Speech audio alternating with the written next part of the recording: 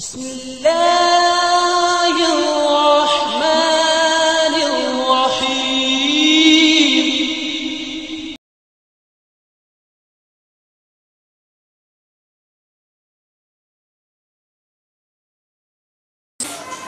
إن الحمد لله نحمده ونستعينه ونستغفره ونؤمن به ونتوكل عليه ونعوذ بالله من شرور أنفسنا ومن سيئات أعمالنا من يهده الله فلا مضل له ومن يضلل فلا هادي له وأشهد أن لا إله إلا الله وحده لا شريك له وأشهد أن محمدا عبده ورسوله أرسله بالحق بشيرا ونذيرا وداعيا إلى الله بإذنه وسراجا منيرا من يطع الله ورسوله فقد رشد ومن يعص الله ورسوله فإنه لا يضر إلا نفسه ولا يضر الله شيئا أما بعد فأعوذ بالله من الشيطان الرجيم بسم الله الرحمن الرحيم يا أيها الذين آمنوا استعينوا بالصبر والصلاة إن الله مع الصابرين وقال النبي صلى الله عليه وسلم مخاطبا لابن عباس وإذا سألت فاسأل الله وإذا استعنت فاستعن بالله رواه أحمد وأبو داود الحمد لله সমস্ত প্রশংসা যাবতীয় গুণগান মহান আল্লাহ সুবহানাহু ওয়া তাআলার জন্য যিনি আমাদেরকে বিপদে আপদে নানান সমস্যায় ধৈর্য ধারণ করার পরামর্শ এবং নির্দেশ দিয়েছেন সে রব্বুল আলামিনের শুকরিয়া এবং কৃতজ্ঞতা জানাই আলহামদুলিল্লাহ অতঃপর অসংখ্য অগণিত অজস্র দরুদ ও সালাম বর্ষিত হোক আমাদের প্রিয় নবী মুহাম্মদুর রাসূলুল্লাহ সাল্লাল্লাহু আলাইহি ওয়াসাল্লাম। সম্মানিত মুসলিমবৃন্দ, আজকে এই পবিত্র খুতবায় আমি আপনাদের সামনে গত জুমায় এই বিষয়টি শুরু করেছিলাম সূরা বাকারার দুটি আয়াত 151 এবং 52 নম্বর আয়াত। আজকে 152 নম্বর আয়াতের সংক্ষিপ্ত তাফসীর, যেখানে ধৈর্য এবং সালাতের মাধ্যমে সাহায্য চাওয়ার কথা বলা হয়েছে। কথা আজকের বিষয় হতে পারে যে ধৈর্য এবং সালাতের মাধ্যমে আল্লাহর সাহায্য প্রার্থনা বা কামনা। এই বিষয়টি আমরা গত জুমায় সংক্ষিপ্ত আকারে একটু হালকা পাতলা আপনাদেরকে ক্লাস দিয়েছিলাম। আজকে একটু বিশদভাবে আলোচনা করার চেষ্টা করছি। আল্লাহ রাব্বুল আলামিন আমাদেরকে সত্য এবং সঠিকটা বলা এবং সে অনুযায়ী বক্তা এবং শ্রোতা সবাইকে আমল করার তৌফিক দান করুন, আমিন। গত জুমায় আমরা বলেছিলাম সাহাবী আব্দুল্লাহ বিন মাসউদ রাদিয়াল্লাহু তাআলা আনহু একটি উক্তি উল্লেখ করেছিলাম যে তিনি বলেছিলেন ওয়াইদা সামি'তা আল্লাহ ইয়াকুলু ফিল কুরআন ইয়া আইয়ুহাল্লাযীনা আমানু ফাআরঈহা সামআ।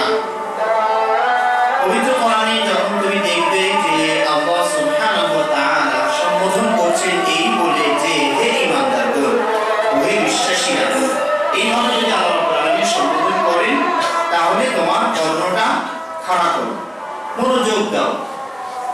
কেন? ফাইম্মা খায়রুন ইয়া'মুরু বিহি, এরপরে এই ডাকের পরে আল্লাহ রাব্বুল আলামিন যে কথাগুলো বলবেন সেটা হয়তো তোমার জন্য কল্যাণকর হবে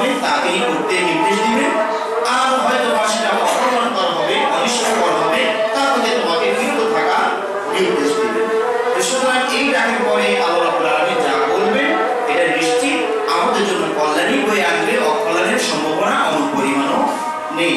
তো আল্লাহ রাব্বুল আলামিন এখানে আমাদের সম্বোধন করছেন ইয়া আইয়ুহাল্লাযীনা আমানু, হে ঈমানদারদের বিশ্বাসীগণ। আর আমরা গত জুমায় এটাও আপনাদেরকে স্মরণ করে দিয়েছি যে পবিত্র কোরআন যখন আপনারা পড়বেন, বাংলা হোক বা আরবি হোক, অনুবাদ সহ যখন আপনারা পড়ছেন যে হে ঈমানদারগণ, তখন যেন আপনার অনুভূতিতে এটা অবশ্যই জাগ্রত হয় যেটা আমাকে ডাক দিয়েছে। আমরা অনেক সময় মনে করি এটা ঈমানদারদেরকে বলেছে, এটা মনে হয় থার্ড পারসন অন্য কোনো লোক হবে না। আপনাকে মনে করতে হবে হে ঈমানদারগণ, তার মানে হে আব্দুল্লাহ, আপনার নাম যদি আব্দুল্লাহ হয় তাহলে আপনি ওখানে যোগ করে নিন মনে মনে যে আল্লাহ যেন আমাকে ডাকতে বলেন হে আব্দুল্লাহ, হে আব্দুর রহমান, হে আব্দুল খালিদ, হে আব্দুল আলী। আপনার নাম যা হবে সেখানে ওইটার সাথে যোগ করে দিয়ে বোঝার চেষ্টা করুন যেন সরাসরি আল্লাহ রাব্বুল আলামিন আপনাকেই ডাকটা দিচ্ছে। তাহলে আপনার অনুভূতিটা অনেকটাই মানে আগ্রহশীল হবে পরেরটা জানার জন্য, মানার জন্য ইনশাআল্লাহ। তো আল্লাহ রাব্বুল আলামিন বলছেন ইয়া আইয়ুহাল্লাযীনা আমানু, হে ঈমানদারগণ, ইসতাঈনু বিস-সাবরি ওয়াস-সালাত, ধৈর্য এবং সালাতের মাধ্যমে তোমরা আল্লাহর সাহায্য কামনা করো। গত জুমায় আমরা সেই হাদিসটি আপনাদেরকে স্মরণ করে দিয়েছি যে আল্লাহ রাসূল সাল্লাল্লাহু আলাইহি ওয়াসাল্লাম বলেছেন একটি জুতা তার ফিদাও যদি ছেড়ে যায় তবু সে আমরা কার কাছে চাইবে? আল্লাহ সুবহানাহু ওয়া তাআলার কাছে চাইবে। এবং আমরা সালাতের ভিতরে সূরাতুল ফাতিহা তেলাওয়াত করি। এখানে আমরা কি বলি? চতুর্থ নম্বর যে আয়াত, ইয়্যাকা না'বুদু ওয়া ইয়্যাকা নাস্তাঈন, আমরা আপনারই ইবাদত করি এবং আপনার কাছেই সাহায্য প্রার্থনা করি। তাহলে এই কথাগুলো কিন্তু আমরা বারংবার স্বীকৃতি দিচ্ছি, সালাতে বলছি, কিন্তু আক্ষেপের বিষয় হলো আমরা সালাতের ইসরাফাতের অর্থটাও অনেকে আমরা জানি। তোতা পাখির মতো বা যে পাখিগুলো ময়না পাখি বা যে কথা বলতে পারে, ওদেরকে যেমন আমরা যদি শিখিয়ে দিই আসসালামু আলাইকুম, কেউ আসলে এটা বলবা, ও যেমন বলতে পারে আসসালামু আলাইকুম, কিন্তু জানে না যে এটার অর্থটা কি। তো আমরা ঠিক ওইরকম তোতা পাখির মতো ময়না পাখির মতো কিছুটা হয়ে গিয়েছি, যার কারণে সালাতে আমরা কি বলছি নিজেরাই যেহেতু বুঝি না, সালাতের ভিতরে যে মনটা বসার কথা ছিল, হওয়ার কথা ছিল, সেই মন আমাদের তৈরি হচ্ছে না, যেহেতু আমরা বুঝি না কি বলি। এই জন্য আমাদের বোঝার চেষ্টা করা উচিত। আল্লাহ রাব্বুল আলামিন তিনি আমাদেরকে শিখিয়ে দিয়েছেন আমরা যেন সালাতে এটা বলি ইয়্যাকা না'বুদু ওয়া ইয়্যাকা নাস্তাঈন, একমাত্র আপনার কাছেই সাহায্য চাই। যদিও আমরা সাহায্য আরো মানুষের কাছেও চেয়ে থাকি, এই বিষয়টি হয়তো আমার মনে পড়ছে, আমি একাধিকবার আপনাদেরকে স্মরণ করে দিয়েছি যে আমরা সাহায্য চাইব প্রথমত আল্লাহর কাছে, এরপরে সৃষ্টির কাছেও আমরা সাহায্য চাইতে পারি, তবে তার শর্ত সাপেক্ষে। সেখানে তিনটি শর্তের কথা আমরা ইতিপূর্বে আপনাদের বলেছি যে এক নম্বর, যার কাছে আমি সাহায্য চাইব তাকে জীবিত হতে হবে, মৃত হলে তার কাছে কোনো সাহায্য চাওয়া যাবে না। যেমন আল্লাহ রাব্বুল আলামিন পবিত্র কোরআনে এই কথাগুলো বারবার বলেছেন যে ওমা আনতা বিমুসমিইন মান ফিল কুবুর, যে কবরে থাকে অর্থাৎ মারা গিয়েছে তাকে হে রাসূল আপনি কিছু শোনাতে পারবেন না। একটা লোক যদি নাই শুনে আপনার আকুতি মিনতি কাকুতি, তাহলে সে আপনার কি উপকার করবে যদি সে নাই শুনবে? এরপর আল্লাহ আলামিন এক ধাপ নিচে নেমে, মানে কথার দৃষ্টিকোণ থেকে এক ধাপ নিচে নেমে বলেছেন ওয়ালাউ সামিউ ফাসতাজাবু লাক, যদি তারা শোনেও তা আপনার ডাকে সাড়া দিতে পারবে না। আপনি যে বিপদের জন্য তার কাছে আহ্বান করছেন সে সহযোগিতা সে দিতে আপনাকে পারবে না। এবং অপর আয়াতে বলা হয়েছে ইন্নাকা লা তুসমিউল মাউতা, মাউত এটা আপনার মৌতের বহুবচন, মাউতা বা আমওয়াত বহুবচন আসে, মাইয়িতের বহুবচন। তো এখানে বলা হচ্ছে যে আপনি পশ্চিম কালেও মৃত ব্যক্তিকে কিছুই শোনাতে পারবেন না। তো সুতরাং আমরা যদি কারো কাছে সাহায্য চাই তাকে অবশ্যই কি হতে হবে? এক নম্বর হচ্ছে জীবিত হতে হবে, দুই নম্বর হচ্ছে তাকে উপস্থিত থাকতে হবে। বিপদে পড়েছেন, যে বিপদে সহযোগিতা চাওয়ার জন্য তাকে আপনার কাছাকাছি উপস্থিত থাকতে হবে। এখন উপস্থিতটা আমরা দুই ভাবেও ব্যাখ্যা করতে পারি, সশরীরে আপনার কাছে আছে অথবা দূর থেকে আপনাকে তার আওয়াজ শোনাইতে পারছে, অথবা চিঠির মাধ্যমে তার সাথে আদান প্রদান আপনার হচ্ছে, এগুলো কিন্তু উপস্থিত বলা যেতে পারে। উদাহরণস্বরূপ বলা যায় কেউ অনেক সৌদি আরবে অবস্থান করছেন, আমি বাংলাদেশে আছি, এই ফলে তাকে বললাম আমার 1 লাখ টাকা দরকার, তোমার বাড়ি থেকে কোনোভাবে ব্যবস্থা করে দাও। তাহলে এই লোকটা আমার বাহ্যিক দৃষ্টিতে বা আপাতত দৃষ্টিতে সে অনেক দূরে অবস্থান করছে, কিন্তু দূরে মানে জায়গা স্থানের দিক থেকে দূরে অবস্থান করলেও সে আমার কথা শুনছে, আমি তার কথা শুনছি। এই শোনার দিক থেকে সে কিন্তু আমার কাছে উপস্থিত আছে, আমার আওয়াজ তার কানে পৌঁছে, তার আওয়াজ আমার কানে পৌঁছে, সুতরাং সে কিন্তু আমার কাছে উপস্থিত আছে। যার কারণে অনেক সময় বিপদ আপদ হলে দেখবেন বিভিন্ন গাড়ির পিছনে পুলিশ কন্ট্রোল রুমের নাম্বারটা দেওয়া আছে, তাহলে বিপদে পড়লে এই নাম্বারে কল দিয়ে আমরা এসে যাব।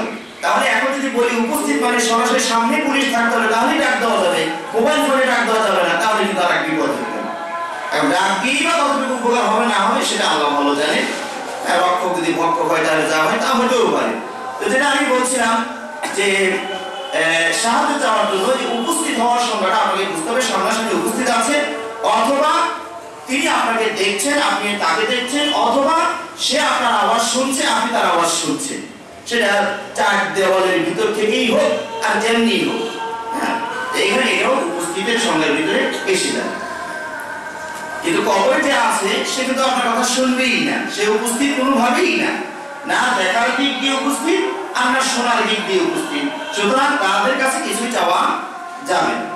তাহলে এখানে আমরা বলছি যে দুটি শর্ত হয়ে গেল, একটি জীবিত হতে হবে, মৃত মানুষের কাছে কিছুই চাওয়ার নাই, বরং মৃত মানুষ আমাদের অপেক্ষায় আছে। আমরা একটু দোয়া করলে, খালিস দিলে, দোয়া করলে শর্ত যদি আমাদের ভিতরে থাকে তাহলে তারা একটু উপকৃত হবে। তারাই আমাদের পানে চেয়ে আছে আল্লাহর পরে, আমাদের তাদের পানে চেয়ে থাকা মানে অনুপনে মুক্তা ছড়ানো এরকম একটা বিষয় হবে, মানে আকাশ কুসুম ব্যাপার হয়ে দাঁড়াবে। তো 3 নম্বর শর্ত হচ্ছে আল কাদির, আল হাইয়ুন হাদিরুন কাদিরুন। আরবিতে বলে যে ক্ষমতাবান হতে হবে, শক্তিশালী হতে হবে, যে ব্যাপারে আপনি তার কাছে সাহায্য চাচ্ছেন সে ব্যাপারে যেন সে সহযোগিতা করতে সক্ষম হয়, কমপক্ষে আপনার অনুভূতি যেন এটা থাকে। আপনি পানিতে পড়েছেন, পাশে একজন ভাই দাঁড়িয়ে আছে, আপনি তার কাছে সাহায্য চাইতে পারেন, হতে পারে সে সাঁতার জানলে আমাকে একটু উঠিয়ে নিয়ে যেতে পারে। কিন্তু এখানে সাঁতার পড়ে ওই আক্রোশী বাবা বাবাকে টাকা দিয়ে শুরু করে, বাবা আমার তো নৌকা লঞ্চ ডুবে গেল, তা আক্রোশী তো ওপারেই থাকে, তো একটু টাকা কি করে উদ্ধার হওয়ার চেষ্টা করুন, কেউ ভাবেন না সেখানে, কারণ খ্রিস্টান নিজে ডুবলেও এখানে কিছু করার ছিল না। এই জন্য সাহায্য চাওয়ার জন্য 3টি শর্ত অবশ্যই লাগবে। যার কারণে আমরা অনেক সময় আপনাদেরকে কথা বলতে পারি যে সালাতের ভিতরে আমরা বললাম যে আমরা একমাত্র আপনার কাছেই সাহায্য চাই, সালাতের বাইরে গিয়ে বললাম ভাই আমাকে একটু একটা কলমটা দিন তো একটু লিখি, তাহলে এটা কিন্তু গায়রুল্লাহর কাছে সাহায্য চাওয়া হইল। অথচ সালাত আপনি বলে আসলেন যে আমি একমাত্র আপনার কাছেই সাহায্য চাই আল্লাহ। তাহলে এই শর্ত 3টা যদি ওখানে প্রয়োগ করা যায় তাহলে বোঝা যাবে এটা আপনার শিরক হয়নি। আর যে সকল বিষয়ে এই 3টার বাইরে যেটা সেই ক্ষেত্রে শুধুমাত্র সাহায্য চাইতে হবে কার কাছে? আল্লাহ সুবহানাহু ওয়া তাআলার কাছে। এবং যে 3টাতে মানুষ ক্ষমতা রাখে, এই 3টা শর্ত সাপেক্ষে মানুষ ক্ষমতা রাখে, তারপরও সর্বপ্রথম কার কাছে চাইবেন? আল্লাহ সুবহানাহু ওয়া তাআলার কাছে আগে চাইবেন, এরপরে মানুষের কাছে 3 শর্ত সাপেক্ষে আপনি চাইতে পারেন। তো এখানে আমরা সাহায্য চাইবো, এটা কোরআনের নির্দেশ। কার মাধ্যমে চাইবো? এটি হলো ওসিলা, যেটাকে আমরা ওসিলা তালাশ করার জন্য খানকায় যাচ্ছি, পীরমুরিদের কাছে যাচ্ছি, কিন্তু আসলে ওসিলা শব্দের অর্থ কি? যেমন সূরা মায়েদাতে আল্লাহ রাব্বুল আলামিন বলেছেন ওয়াবতাগু ইলাইহিল ওসিলা, তোমরা আল্লাহর কাছে ওসিলা তালাশ করো। এই ওসিলাটা কি জিনিস? এখন তারা ওসিলা মানে ধরে নিয়েছে কি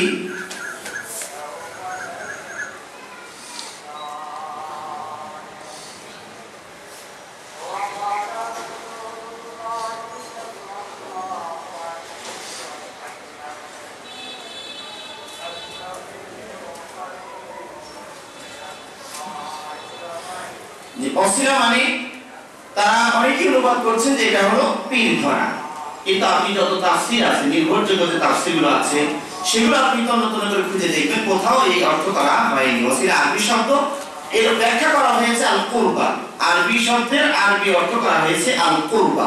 মানে নৈকট্য অর্জন করা। ওসিলা মানে অবতাগিলিহিল ওসিলা, তার কাছে পৌঁছার মাধ্যম অন্বেষণ করো। এই মাধ্যম মানে নৈকট্য অর্জনের চেষ্টা করো। আর সেটা কি হবে? বিরতিসারিল আওয়ামির ওয়া ইজতিনাব আনিন নাওয়াহি, আল্লাহর আদেশসূচক কথাগুলো মান্য করে মেনে চলে আর নিষেধগুলো থেকে দূরে থেকে, এইভাবে এগুলো মেনে চললে আমার কাছাকাছি হওয়া যাবে। এইসব তাফসীরে কাসির এবং অন্যান্য তাফসীর তাবারি, এই নির্ভরযোগ্য যেগুলো সুন্নাহ ভিত্তিক তাফসীর করা হয়েছে সেগুলো আপনারা ব্যাখ্যাগুলো দেখে নেবেন। তাহলে আপনারা বলছেন ইসতাঈনু বিস-সাবরি ওয়াস-সালাহ। সবরটা কি জিনিস, ধৈর্যটা কি জিনিস? ধৈর্যটা হচ্ছে আবার তিন প্রকারের। ধৈর্য কিন্তু তিন প্রকার। আস-সাবরুন আলা তাআ, আনুগত্যের উপরে ধৈর্য ধারণ করা। আস-সাবরু আনিল মাসিয়া, পাপ কাজ হতে ধৈর্য ধারণ করা। আস-সাবরু আলাল মাসাইব ওয়াল বালায়া, আর বালা মুসিবতের উপরে ধৈর্য ধারণ করা। এই হচ্ছে মোট তিন প্রকারের ধৈর্য। প্রথম প্রকার ধৈর্য হচ্ছে যে আল্লাহ যে ইবাদতগুলো করতে বলেছেন সেই ইবাদত সম্পাদন করতে গিয়ে যে কষ্টটা হবে, সময় ক্ষেপণ হবে, এইটার উপরে ধৈর্য ধারণ করা। যেমন আপনারা আজকে খুতবা শোনার জন্য অনেকেই তিন তলায় বসার জন্য আরো অনেক আগে চলে এসেছেন। উদ্দেশ্য খুতবাটা সরাসরি দেখে শুনে যেন আমরা মানে উপলব্ধি করতে পারি, উপভোগ করতে পারি। তাহলে এই যে এই কাজটি আপনি করলেন, এখানে ধৈর্যের প্রয়োজন হয়েছে না হয়নি? আবার সালাত করবেন, 10-15 মিনিট দাঁড়িয়ে থাকতে হবে, কারোর সাথে কথা বলা যাবে না, এদিক নড়াচড়া করা যাবে না, বিশেষ ভঙ্গিতে দাঁড়াইতে হবে। এটাও কিন্তু আমার তো কষ্ট, কিন্তু এটা যারা আল্লাহর প্রতি আনুগত্যশীল হয়ে করছে তাদের জন্য মোটেই কষ্ট নয়। এইভাবে সওম পালন করা কষ্ট, হজ পালন করা কষ্ট। এইভাবে যত ইবাদত বন্দেগী আছে সবগুলোতে কি আছে? কষ্ট আছে। যাকাত দিবেন, নিজে উপার্জিত পয়সা সেখান থেকে কষ্ট করে আবার 2.5% দেওয়া লাগে, এটা কি কম কষ্ট নাকি? আমাদের পাশে কি কথা বলছেন সিঁড়িতে, মেহরবানি করে আপনি একটু কথাটা বন্ধ করুন। তা আমরা যেটা বলছি যে সবরতার কয় প্রকার হলো? তিন প্রকার। আনুগত্যের উপরে ধৈর্য ধারণ করা। যত ইবাদত বন্দেগী করতে বলা হয়েছে সব ইবাদত বন্দেগী আপনি ধৈর্যের সাথে করে যাবেন, এটা এক প্রকারের ধৈর্য। আবার আস-সাবরু আনিল মাসিয়া, পাপ কাজ হতে ধৈর্য ধারণ করা। সুযোগ পেয়ে গিয়েছিলেন, কেউ দেখার বিষয় ছিল না, করে ফেলে করা যেত, কিন্তু নিজেকে কন্ট্রোলে রাখলেন না। এই সামান্য সময় আনন্দ করতে গিয়ে আমি জাহান্নামের আগুনে জ্বলবো না, এটা আমার দরকার নেই। এই যে এখান থেকে পাপ কাজ থেকে ফিরে আসাটা, এটা কিন্তু কঠিন ধৈর্য। সুদের টাকা, ঘুষের টাকা বস্তা বস্তা আসে, চেয়ে দেখছেন, নিলে নেওয়া যায়, একটা কলমের খোসা দিলেই এটা পাওয়া যাবে ভাবলেন, তাহলে এখানে কিন্তু আপনি ধৈর্য ধারণ করতে হবে যে না, এটা নেওয়া যাবে না, আমার কষ্ট ঠিক আছে, আমার বাসা ভাড়া চলে না, আমার দৈনন্দিন খরচ আমার কষ্টই হচ্ছে, যেমন দরকার ছিল। আমি যে উচ্চ পদে চাকরি করি তার তো আমার আরো ঢাকা শহরে যেটা বাড়ি হওয়ার কথা ছিল, তাও আমার নাই। এই ক্ষেত্রে আপনাকে ধৈর্য ধারণ করতে হবে। অবৈধ টাকা আসার সুযোগ আছে, আপনি এটাকে বন্ধ করে রেখেছেন, এটা কিন্তু কম ধৈর্যের বিষয় নয়। এখানেও আপনাকে ধৈর্য ধারণ করতে হবে। এরকম যত পাপ কর্ম আছে সব পাপ কর্ম থেকে বিরত থাকাটা একটা মহান ধৈর্যের পরিচয়। তাই এই ধৈর্যের মাধ্যমে আল্লাহর কাছে আপনাকে কি চাইতে হবে? সাহায্য চাইতে হবে। যার কারণে আমরা বাস্তবের ফলাফল দেখতে পাই, যারা ধৈর্য ধারণ করেছিলেন তারা কিন্তু দুনিয়াতেও সহযোগিতা পেয়েছে। ওই যে 3 জন ব্যক্তি গর্তের ভিতরে ঢুকেছিলেন, হাদিসটা আপনাদের মনে পড়ছে যে 3 জন ব্যক্তি কিন্তু 2 জন আল্লাহর আনুগত্যমূলক কাজ করেছিলেন আর একজন ওই পাপ কাজ থেকে বিরত ছিলেন। তাহলে ওদের ধৈর্য ছিল প্রথম প্রকারের, যে ইবাদতের ধৈর্য, পিতামাতার সেবা করা কষ্টের ধৈর্যের ব্যাপার। কারণ তারা বুড়ো হয়ে গেলে উল্টাপাল্টা বেশ কিছু কথা বলে ফেলতে পারে, এই ক্ষেত্রে শুনে মনের চুপ থেকে চড়াও না হয়ে তাদের সেবা করা, এটা একটা ধৈর্যের ব্যাপার। আবার ওই যে একটা শ্রমিক চলে গেল, মানে সে এই অল্প টাকা সে ইচ্ছা করে ওটা রেখে দিতে পারতো, তা না করে তার প্রবৃদ্ধি ঘটানো, বিশাল কিছু হয়ে গেল, এরপরে চাওয়া মতো দিয়ে দেওয়া, এটা মালিকের জন্য একটা বিশাল কষ্ট। এবং সেই ঘটনা আপনারা পড়ে দেখবেন, এই শ্রমিকটা একটা ছাগলের কাছে দিয়ে গেল না যে ঠিক আছে এত উপকার করলে ছাগলটা নেন দলে গেলে ওর নাই নাই, একটা ছাগল তো দেওয়ার আমাদের দৃষ্টিতে মনে হয় একটা ছাগল তো পাওয়ার যোগ্য মালিক, সে তাও তো দেয়নি।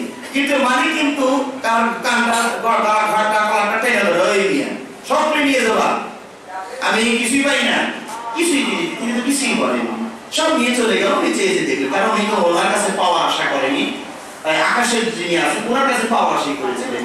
তো আজকে হয়তো ছাড়টা দিলেন ধৈর্য, কিন্তু গর্তের ভিতরে গিয়ে কিন্তু তিনি ঠিকই উপকারটা আল্লাহর কাছ থেকে পেয়ে গেলেন।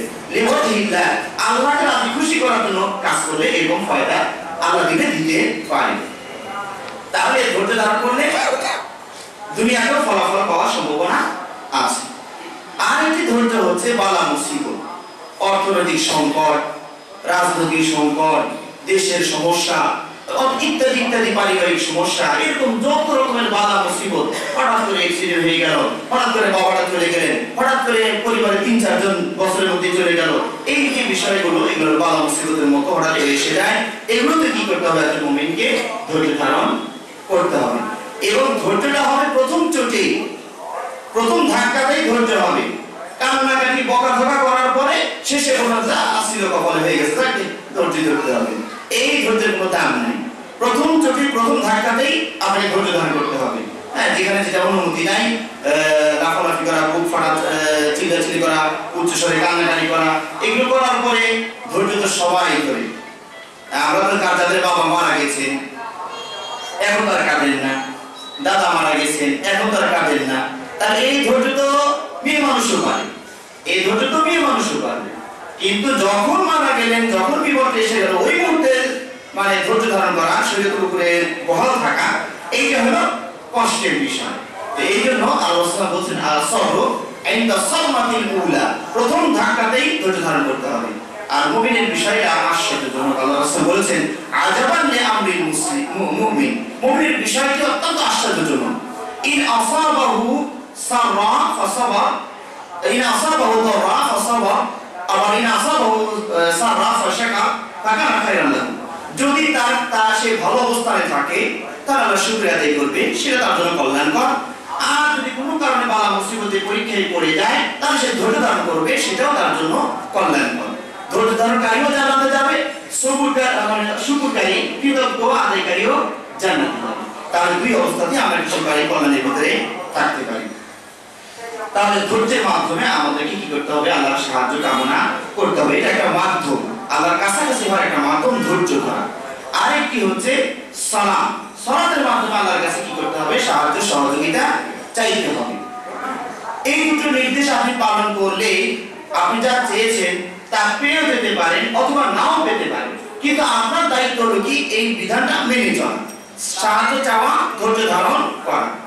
একটি সহিহ হাদিস, হাদিসটা একটু লম্বা হলেও সহিহ বুখারীর হাদিস, আমি সংক্ষেপে আপনাদের সামনে বলার চেষ্টা করছি। আল্লাহ রাসূল সাল্লাল্লাহু আলাইহি ওয়াসাল্লাম 10 জন সাহাবাকে একটা মিশনে পাঠালেন, মানে বিভিন্ন বিষয়ে তথ্য সংগ্রহ করার জন্য পাঠালেন যে কাফেরদের কি গতিবিধি তোমরা একটু লক্ষ্য করো। 10 জন সাহাবাকে পাঠালেন, হুসাইন নামক এক গোত্রের লোকেরা তাদেরকে ঘেরাও করে ফেললো, আক্রমণ করে ফেললো। সাহাবা বুঝতে পেরে, এখানে কমান্ডার হিসেবে দায়িত্ব পালন করেছিলেন আসিম রাদিয়াল্লাহু আনহু, তিনি বুঝতে পেরে একটা পাহাড়ের উপরে গিয়ে আশ্রয় নিলেন। এবার এই কাফেররা প্রায় 200 জন, সহিহ বুখারীতে এসেছে 200 জন তীরন্দাজ এই 10 জনকে ঘেরাও করেছে। তার বোঝাই যাচ্ছে বিষয়টা জটিল, মানে বাঁচার তেমন কোনো পথ আল্লাহ যদি গায়েবী মদদে সাহায্য না করে উপায় নেই। ঘেরাও করে নিয়ে কাফেররা তাদেরকে আহ্বান জানাচ্ছে যে তোমরা আমাদের নিরাপত্তায় নেমে আসো, আমরা তোমাদেরকে ওয়াদা দিচ্ছি, কথা দিচ্ছি, তোমাদেরকে আমরা হত্যা করবো না। 10 জনের যিনি প্রধান ছিলেন তিনি আসিম রাদিয়াল্লাহু আনহু, তিনি বললেন আমি কোনো কাফেরের জিহ্বায় বিশ্বাস করি না, আমাদের হাতে আত্মসমর্পণ করলে ওরা আমাদেরকে মারবে না, এই যে ওয়াদা প্রতিশ্রুতি, এই কথায় আমি কাফেরদের উপরে আমি বিশ্বাস করি না। এখন তোমরা কি করবে সে তোমাদের ব্যাপার, কিন্তু আমি নামবো না ওদের জিহ্বায়। তো তাই তিনি যখন না নামলেন তখন আর কেউ নামলো না, তারা 3 বার শুরু করে দিল। দেখা গেল আসিম রাদিয়াল্লাহু আনহু সহ প্রায় 7 জন সঙ্গী সে তারা শাহাদাত বরণ করলেন। আসিম রাদিয়াল্লাহু আনহু তিনি শাহাদাত বরণের মুহূর্ত পূর্বক্ষণে আমার কাছে দোয়া করেছিলেন যে হে আল্লাহ, আমাদের এই বিষয়টা আপনার নবীকে আপনি জানিয়ে দেন, যে আমরা যে বিপদগ্রস্ত হয়ে গিয়েছি, আমরা যে একটা জটিল সমস্যায় পড়েছি, যে সেটা আপনি আল্লাহ আপনার নবীকে জানিয়ে দেন। এরপরে তারা 7 জন শহীদ হয়ে গেলেন, থাকলেন 3 জন। এর ভিতরে কুবাইব রাদিয়াল্লাহু আনহু আছেন, যায়েদ বিন তাসিনা নামে একজন সাহাবা, আর আব্দুল্লাহ বিন তারিক, এই 3 জন সাহাবা আছেন।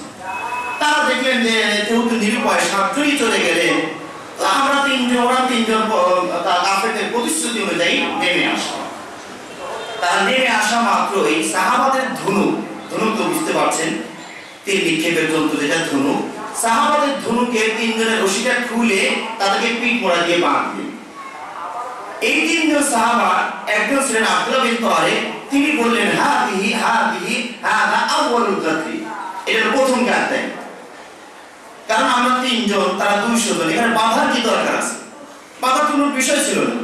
কিন্তু আমাদের ধনুক খুলে আমাদেরকে যখন বেঁধে ফেলেছে, তাহলেই বোঝা গেল যে আসেন যেটা বলেছে কথা সেটাই, যে এদেরকে বিশ্বাস করার উপায় নেই।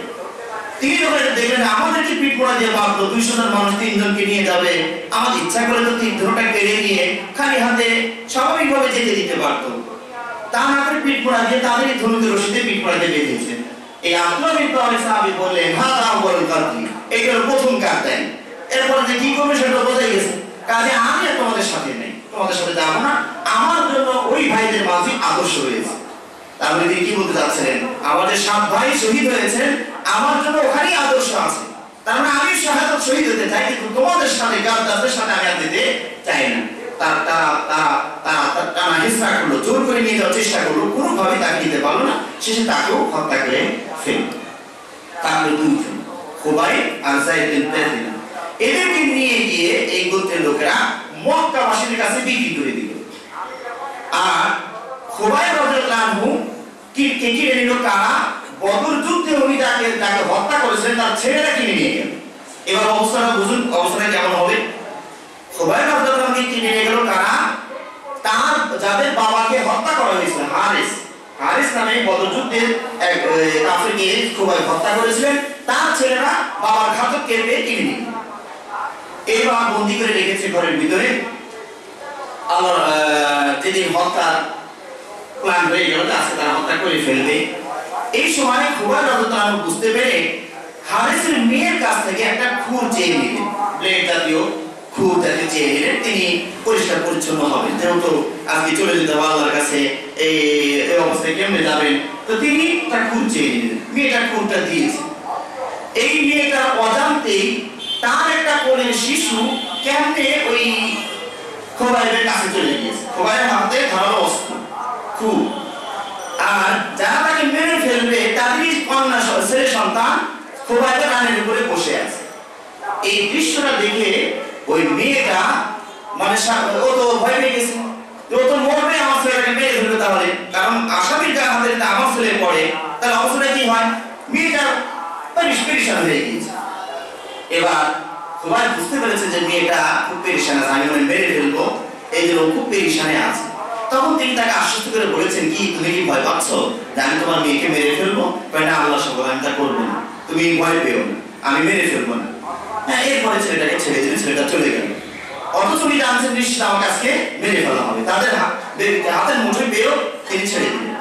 এবার যখন হত্যার সময় হয়ে গেল, নির্মম ভাবে তাকে হত্যা করবেন, এই সময় তিনি আল্লাহর কাছে দোয়া করেছিলেন এবং বলেছেন, আল্লাহ আমি তাওয়াক্কুল করি না, পরোয়া করি না, আমি যদি মুসলিম হিসাবে মরতে পারি, শহীদ হতে পারি, তাহলে আমি কিভাবে মারা গেলাম এটা আমার দেখার বিষয় থাকলো না। এই কিছুটা তাদের জন্য বদদোয়া করলেন, আল্লাহ এদের প্রত্যেকটাকে একটা একটা করে সাইজ করেন, মানে শাস্তি দিবেন। এইভাবে করে তিনি শাহাদত বরণ করলেন। এই মেয়েটা বলছেন, ওই যে মেয়েটা ওই হারিসের মেয়ে বলছেন যে খুবাইবের হাতে আমি অমৌসুমী আঙ্গুর দেখতে পেয়েছি, আঙ্গুরের ছড়া দেখতে পেয়েছি। ওখান থেকে খুলে মৃত্যুর আগে তিনি ওখান থেকে খাচ্ছেন। আর ওই মেয়েকে যখন পরবর্তীতে বর্ণনা করছেন যে আমার বিশ্বাস এটা খুবাইবকে আল্লাহই খাওয়াইয়েছে, কারণ আমরা তো দেইনি, আমরা তো হত্যাকারী থাকি, আমরা তো দেইনি। আর এই যে খেজুর আঙ্গুরগুলো খাচ্ছে সেটা মৌসুমী আঙ্গুর নয়, মক্কায় এটা পাওয়া যায় না এই সময়, তো তাকে সেটা খাওয়ালেন।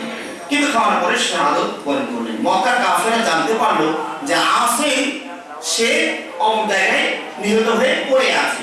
আর আসিমও বদর যুদ্ধে একজনকে কাফেরকে, একটা কাফেরের উচ্চ পদস্থ একটা নেতাকে হত্যা করেছিলেন বদর যুদ্ধে। তো কাফেররা চাইলো কম্পনার লাশের কিছু হলেও পেলে ওকে আমরা অপমান করব। তো সেখানে গিয়ে তারা খোঁজার চেষ্টা করলো যে আসিমের লাশ কোনটা, চেনা যায় কিনা যে আসিমের লাশ। আল্লাহ রাব্বুল আলামিন সেই বুখারীর হাদিস, আল্লাহ রাব্বুল আলামিন তাদের সামনে এক ঝাঁক মৌমাছি প্রেরণ করলেন। মৌমাছি প্রেরণ করার কারণে এই ওই গোষ্ঠীটাকে মৌমাছি বেষ্টন করে নিল, আসিমকে আর খুঁজে তারা পেল না, মানে ওখানে যাওয়ার সাহসই তারা পেল না। এইভাবে আসিমের মৃত্যুর পরেও তার লাশের সম্মান আল্লাহ রাব্বুল আলামিন রক্ষা করলেন। আমি এই ঘটনাটা বলে যে জিনিসটা আমাদেরকে বুঝাতে চাচ্ছি, এখানে ধৈর্যের কোনো দলিল আছে কিনা। অসংখ্য ধৈর্যের প্রমাণ দলিল এখানে আছে। আমি যে জিনিসটা আপনাদেরকে বলতে চাচ্ছি যে আল্লাহ রাব্বুল আলামিন আমাদেরকে ধৈর্য ধারণ করতে বললেন। আসেন তো ধৈর্য ধারণ করেছিলেন, খুবাইব তো ধৈর্য ধারণ করলেন, কিন্তু তারপরেও তো তারা শহীদ হয়ে গেলেন। এখানে বিষয়টা হলো কি, দেখুন আল্লাহ রাব্বুল আলামিন খুবাইবকে জান্নাতে হতে খেজুর মানে আঙ্গুর খাওয়ায়, কিন্তু তাকে শহীদ হতে বাধা দিল না কেন? বিষয়টা আমি এটা বুঝাতে চাচ্ছি আপনাদের। আল্লাহ রাব্বুল আলামিন ইচ্ছা করে পারতেন কি না, কিন্তু তাকে শহীদ হতে কোন আল্লাহ বাধা সৃষ্টি করলেন না, তাকে আবার আঙ্গুর খাওয়াচ্ছে, অমৌসুমী ফল। আসর রাদিয়াল্লাহু আনহুকে জীবিত অবস্থায় মৌমাছি দিয়ে পাহারা দিল না, শহীদ হয়ে যাওয়ার পরে লাশটা যেন না নিতে পারে এই জন্য মৌমাছি পাঠিয়েছে। আমাদের দৃষ্টিতে এটা অপ্রাসঙ্গিক বিষয়। এটা কি হইল? জীবিত অবস্থায় মৌমাছি পাঠিয়ে দিয়ে ওই বিশ্বজনকে তো তাড়িয়ে দিতে পারতেন, এই দশজন সাহাবী বেঁচে যেত। কিন্তু তা না করে শাহাদাত বরণ করার পরে মৌমাছি আল্লাহ রাব্বুল পাহারা দিলেন। আমাদের যুক্তি থেকে এটা মেলে না, আমাদের যুক্তি থেকে মেলে না, কিন্তু আল্লাহ রাব্বুল আলামিনের দৃষ্টিতে এটাই ঠিক আছে। তারা শহীদের মর্যাদা পাবে। এই মর্যাদাটা কত বড় মর্যাদা, এটা কেউ জানলে সে নিজেই বলতে পারবে মৌমাছি হটান, মৌমাছি দরকার নেই, আমি শহীদ হতে চাই। যেহেতু আল্লাহ রাসূল নিজে শহীদ হতে চাইতেন। এরকম কোনো ব্যক্তির মুখে এমন মন্তব্য করেছেন যে নবুয়তের চেয়ে কি শহীদের মর্যাদা বেশি নাকি? রাসূল এতবার নবুয়ত পাওনি, নবুয়তের বড় পদ পর আমার শহীদ হতে চান, এটা তো বারবার। তার বোঝা যাচ্ছে কি খুবাইব শহীদ হবেন, এটি আল্লাহ চাচ্ছেন, এটি তার মর্যাদা হবে। আর আসিম শহীদ হবেন, এটাই তার মর্যাদা হবে। এই জন্য আল্লাহ রাব্বুল আলামিন এইভাবে তাদেরকে রক্ষা করেছেন। আমরা যেটা আপনাদেরকে বুঝাতে চাচ্ছি যে আমরা বিপদে আপদে আল্লাহর সাহায্য চাই, ধৈর্য এবং সলাতের মাধ্যমে। আল্লাহ যদি খুশি হন, যদি মন কল্যাণকর মনে করেন যে এই মুহূর্তে আমি যেটা চাচ্ছি সেটা দেওয়াই আমার জন্য কল্যাণকর, তিনি সেটা দিতে পারেন। আর যদি মনে করেন যে না তুমি ধৈর্য ধারণ করো, তোমার মৃত্যুটাই আমার জন্য তোমার জন্য কল্যাণকর, তোমার শাহাদাতটাই আমি এটা চাই, এটি তোমার জন্য কল্যাণকর, তাহলে শাহাদাতও হয়ে যেতে পারে। এই জন্য আমাদেরকে ধৈর্যের বিষয়টা বোঝার চেষ্টা করতে হবে। সাহায্য চাইলেই আল্লাহ দিয়ে দিবেন। সাহায্য ভিতরেও তিন রকমের স্তর আছে, কখনো আপনাকে যেটা চাইলে সেটা দিবেন, কখনো হয়তো এটার বিনিময়ে আল্লাহ আখিরাতে দিবেন, অথবা তার বিনিময়ে বিপদ আপদ ঠেকিয়ে দিবেন। এই তিন পর্যায়ে কোনো একটা পর্যায়ে করতে পারে। আল্লাহ রাব্বুল আলামিন আমাদেরকে বিপদে আপদে ধৈর্য এবং সালাতের মাধ্যমে সাহায্য চাওয়ার তৌফিক দান করুন, আমিন। আল্লাহ রাসূল নিজেও বিপদে আপদে ধৈর্যের মাধ্যমে সাহায্য চাইতেন। এই খুবাইব রাদিয়াল্লাহু আনহু তার কিন্তু মৃত্যুর পূর্বক্ষণে তিনি তার কাছে অনুমতি নিয়ে 2 রাকাত সালাত করেছিলেন। তোমার আমাকে অনুমতি দাও, আমি 2 রাকাত সালাত করব। তাহলে এই আয়াতের বাস্তবায়ন খুবাইব করলেন, তারপরে কিন্তু শহীদ হলেন। আমি জিনিসটা বুঝতে পারছি, আসলে বুঝতে পারছি কিনা, যে সাহায্য চাইতে আল্লাহ বলেছেন, চাইলেন, চাওয়ার পরেও তিনি শহীদই হলেন, নির্মমভাবে তিনি মারাও গেলেন। তাহলে এখানে বোঝা যাচ্ছে যে আপনার চাইতে সাহায্য চাবো, এখানে শহীদ হওয়াটাই আপনার জন্য কল্যাণ করার না, বেঁচে থাকাটাই কল্যাণ, তাই এই সিদ্ধান্ত আল্লাহ নেবেন। আল্লাহ নেবেন, আমার দায়িত্ব আল্লাহর কাছে আমি সাহায্য চাইবো। খুবাইব রাদিয়াল্লাহু আনহু বলেছেন, আমার মন চাইবে আজকে সালাত আমি লম্বা করে আদায় করি, কিন্তু তোমরা মনে করবে যে এই মৃত্যুকে ভয় পেয়ে কিছু সময় ক্ষেপণের জন্য সালাতের নাম দিয়ে আল্লাহ মানা করছে। খুবাইব বলছেন, আমি ইচ্ছা করছি না আমার সালাতটাকে লম্বা করে পড়ি, আরো বেশি কয়েক রাকাত পড়ি, কিন্তু তোমাদের মনে ধারণা আসবে এটা কাপুরুষ, মরার ভয়ে 2-4 মিনিট যেন আরো বেঁচে থাকতে পারে, কাটাইতে পারে, এই জন্য সালাতে নাম দিয়ে সালাত করছি, এটা যেন তোমরা ধারণা করবে বলে আমি শর্ট করে সালাত করেছি। আল্লাহু আকবার। আল্লাহ রাব্বুল আলামিন আমাদের সকল বিপদ আপদে ধৈর্য এবং সালাতের মাধ্যমে সাহায্য প্রার্থনার তৌফিক দান করুন, আমিন। ওয়া আখিরু দাওয়ানা আলহামদুলিল্লাহি রাব্বিল আলামিন।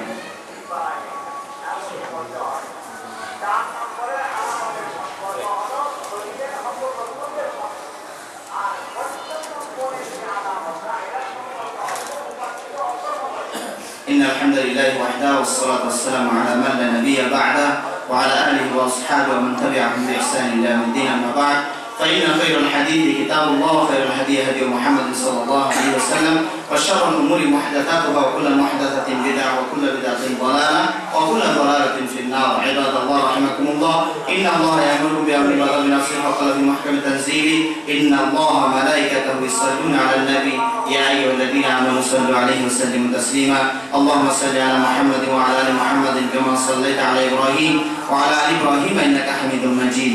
اللهم بارك على محمد وعلى آل محمد كما باركت على إبراهيم وعلى آل إبراهيم إبراهيم إنك حميد مجيد اللهم ارض عن الخلفاء الراشدين اللهم ارض عن الخلفاء الراشدين أبي بكر وعمر وعثمان وعلي وسائر أصحاب نبيك الكريم اللهم اعز الاسلام والمسلمين اللهم اعز الاسلام والمسلمين واخذل الكفرة الفجرة اليهود والمشركين اللهم ول علينا خيارنا اللهم ول علينا خيارنا يا الله আমাদের দেশে এমন শাসন নেতৃত্ব করুন যিনি আমাদের মাঝে সর্বশ্রেষ্ঠ আল্লাহ রাব্বুল আলামিন আমাদের মাঝে যিনি সর্বশ্রেষ্ঠ যিনি আমাদের প্রতি অত্যন্ত সদয় হবেন রহমশীল হবেন আল্লাহ রাব্বুল আলামিন তাকে আমাদের মসনদে আমাদের দেশের শাসন ক্ষমতার দায়িত্ব দান করুন আমিন আমিন আল্লাহ রাব্বুল আলামিন আমাদের দেশের অরাজকতা দূর করে দিন আমাদেরকে সবার মানুষের কল্যাণে জনকল্যাণে দিনের কল্যাণে কাজ করার তৌফিক দান করুন আমাদের শাসক গোষ্ঠী বিরোধী দল যারা আছে তাদেরকে বোঝার তৌফিক দান করুন